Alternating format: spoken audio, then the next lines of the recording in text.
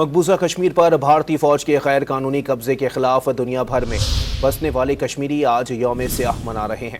وادی بھر میں مکمل شٹ ڈاؤن ہڑتال ہے۔ صدر مملکت آصف علی زرداری اور وزیر اعظم شہباز شریف نے اپنے پیغامات میں دو ٹوک الفاظ میں واضح کر دیا کہ ظلم اور جبر سے بھارت کشمیریوں کے عزم کو کمزور نہیں کر سکتا۔ آج کا دن کشمیری تاریخ کا وہ سیاہ ترین دن ہے جب 77 سال قبل بھارتی افواج ناجائز طور پر کشمیر پر قابض ہوئیں اور کشمیری عوام کی امنگوں کا گلا گھونٹ کر انہیں اپنے مستقبل کا آزادانہ فیصلہ کرنے سے روک دیا گیا۔ بھارتی فوج کے غاصبانہ قبضے کے خلاف کشمیری آج کے دن کو یوم سیاہ کے طور پر منا رہے ہیں۔ مقبوضہ وادی میں مکمل شٹر ڈاؤن ہڑتال ہے۔ حریت رہنما یاسین ملک کی اہلیہ مشال ملک نے عالمی برادری سے کشمیریوں کی آواز سننے کی اپیل کر دی۔ اب صرف ٹھیکیدار جو بنے پڑے ہیں دنیا کے امن کے سو کالڈ، آپ لوگوں کا کوئی فائدہ نہیں ہے۔